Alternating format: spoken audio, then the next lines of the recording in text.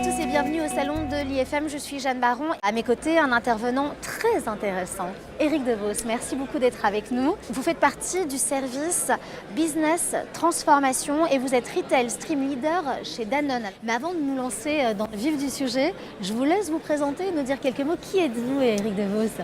Bonjour Jeanne, enchanté. Donc moi je suis en rentrée chez Danone il y a 4 ans. J'ai décidé de faire le pari de travailler sur le commercial, sur le domaine commercial.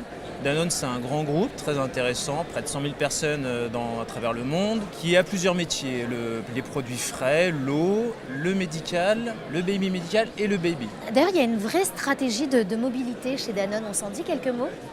Alors, il y a une vraie stratégie de mobilité depuis un certain nombre d'années. Tout d'abord, chaque collaborateur aujourd'hui a, pour ainsi dire, un VPN afin de pouvoir travailler de chez lui comme s'il est au bureau. Ensuite, il y a une vraie stratégie de mobilité depuis quelques années de par la digitalisation de l'entreprise. Oui, on imagine.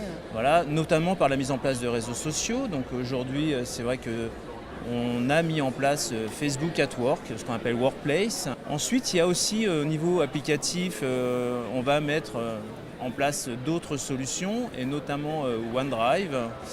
C'est en discussion, c'est en projet, afin que chaque collaborateur du groupe puisse avoir un accès pour stocker des documents dans le cloud. Mais est-ce qu'on peut imaginer que les forces de vente qui, elles, sont sur le terrain vont être impactées justement par cette mobilité? C'est la première population impactée. Pour moi, aujourd'hui, Ces populations-là sont complètement déconnectées, travaillent sur le terrain de chez elles et sont assez peu présentes au siège.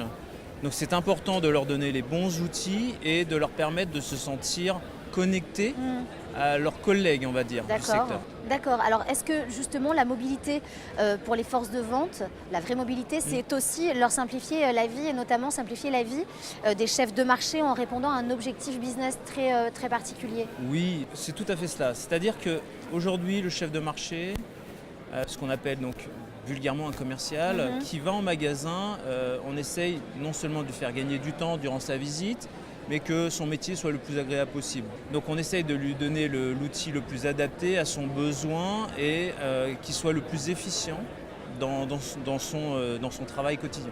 C'est presque lui proposer quelque chose de sexy? Oui, on essaye vraiment d'être sexy dans nos outils. On essaye de trouver les solutions qui se rapprochent de ce qu'il peut lui voir tous les jours sur son smartphone, sur sa tablette ou sur son ordinateur. Donc cette façon de penser, on parle presque d'adoption des outils aujourd'hui? Oui, il faut une adoption forte de la part du business. Alors, quand on dit business, on parle bien des gens qui travaillent au siège et les gens qui travaillent sur le terrain. C'est deux populations qui n'ont pas forcément le même besoin, mais dont l'adoption sur l'outil doit être forte. On ne peut pas dire penser un outil pour des forces de vente si c'est les gens du business qui le décident, si c'est les gens du siège qui le décident. Il faut que les gens du terrain décident aussi il faut qu'ils adoptent aussi cet outil-là. C'est très important de présenter l'outil aux différentes populations. Donc sur une force de vente, aujourd'hui, on a les chefs de vente, les chefs de marché, les directeurs régionaux, les catman. On a ces différentes populations-là. C'est quoi la recette pour que ça marche? Il y a une recette magique? Il y a une recette magique. Alors chez Danone, je ne sais pas si on a fait une recette magique. En tout cas, on essaie de faire une recette qui marche et qui a fait ses preuves. Tout d'abord, c'est vrai qu'on va demander à l'éditeur de venir nous présenter ses outils. On va regarder la solution, d'abord, voir si ça correspond à peu près à ce que le business nous a demandé. Ensuite, on va le présenter au business, à différentes populations, donc comme je l'ai dit. On va discuter autour de cet outil, savoir ce qu'il est possible de faire et de ne pas faire. Si on arrive à avoir déjà une bonne adoption de l'outil tel qu'il est, on va regarder ce qu'il est possible de customiser, donc de personnaliser par la suite. Et voilà, donc on va faire un premier pilote, on va faire une studie, un pilote avec une population restreinte. On va regarder le taux d'adoption, savoir si c'est facile à utiliser, savoir si ça correspond aux besoins, savoir si on va mesurer certains KPI, certains indicateurs. Et suite à cela, on démarrera en mode projet. Un projet peut durer entre 4 et 8 mois, voire un peu plus. Ça dépend, ça dépend du projet, ça dépend de l'impact, de ce qu'on nous demande. Mais durant ce temps, on ne dit pas, on met en place tel outil en janvier et au mois de décembre, on dit à la force de vente, maintenant vous allez travailler sur cet outil. Oui, c'est impossible. Voilà, c'est impossible, il n'y aura pas une forte adoption. Donc durant toute la vie du projet, on aura des newsletters, des tutos, on va présenter l'outil, sa phase de déploiement, sa phase de conception. Et quand la force de vente va avoir l'outil, ils auront déjà l'impression de le connaître. Bien sûr. Voilà. En fait, vous êtes dans la co-construction avec la force de vente par rapport à cet outil. C'est tout à fait une co-construction. On l'adapte à l'humain, bien évidemment, pour que les choses avancent, on l'imagine. En tout cas, on fait en sorte que cet outil puisse s'adapter à chacun, ou que chacun puisse s'adapter à l'outil. Oui, les forces de vente, aujourd'hui, il y a une population jeune, donc qui ont un regard un peu neuf, on va dire, hein, voilà, frais sur les outils. Et puis il y a une population un peu plus expérimentée qui sont parfois pas réfractaires, mais qui ont un peu peur du changement. Donc il faut que nos outils soient simples pour satisfaire tout le monde. Et ça, c'est important. C'est un vrai challenge. C'est un vrai challenge, que toutes les populations soient représentées dans l'outil. Mais par ailleurs, Eric Devos, c'est quoi le plus gros challenge en termes de mobilité aujourd'hui? C'est trouver le bon outil pour le bon besoin. Et puis on imagine qu'il y a un enjeu matériel derrière tout ça également. Chez Danone, aujourd'hui, on a des forces de vente sur tablette, on a des forces de vente sur PC. On se dit demain, qu'est-ce que ce sera? Quel est le matériel de demain? On étudie certaines solutions, notamment les solutions hybrides comme la tablette PC. C'est peut-être la solution de demain, on ne sait pas encore. On est en étude, on regarde.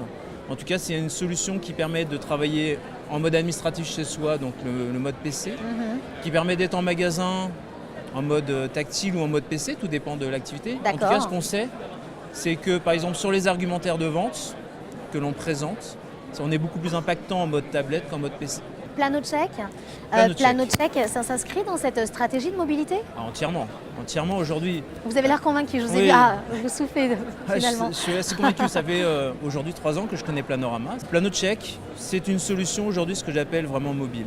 Déjà, elle s'inscrit sur tous les devices possibles.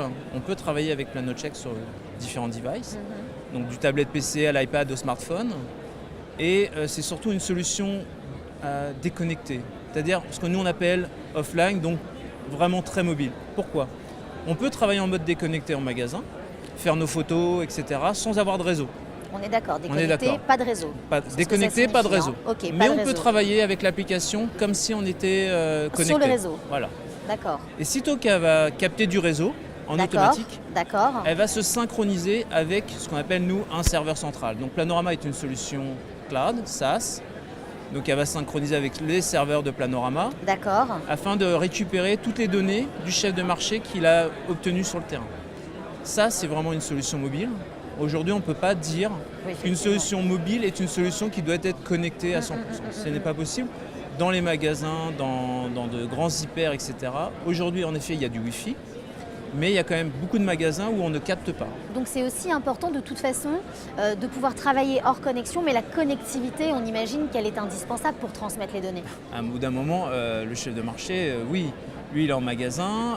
Ce qu'il va faire le plus simplement possible, c'est quand il va sortir du magasin, retourner à sa voiture, c'est au minimum son téléphone, c'est sitôt qu'il va capter du réseau 3G ou 4G. Il va pouvoir envoyer les données. Il va pouvoir envoyer les données sans même, peut-être, l'idéal étant qu'il n'ait aucune action à faire. D'accord. Aujourd'hui, on ne peut pas, je le répète, parler d'une application mobile au niveau force de vente si elle n'a pas ce mode déconnecté et ce mode de synchronisation avec soit un serveur SaaS, soit avec nos serveurs hébergés chez Danone. Merci beaucoup Eric Devos d'avoir été avec nous aujourd'hui, c'était très intéressant. Beaucoup, je rappelle que vous faites partie du service Business Transformation et que vous êtes Retail Stream Leader chez Danone. Quant à nous, on se retrouve dans 1 heure en direct de l'IFM avec, comme vous pourrez l'entendre et le voir, beaucoup de vie et plein de choses à se raconter en perspective, alors restez bien avec nous.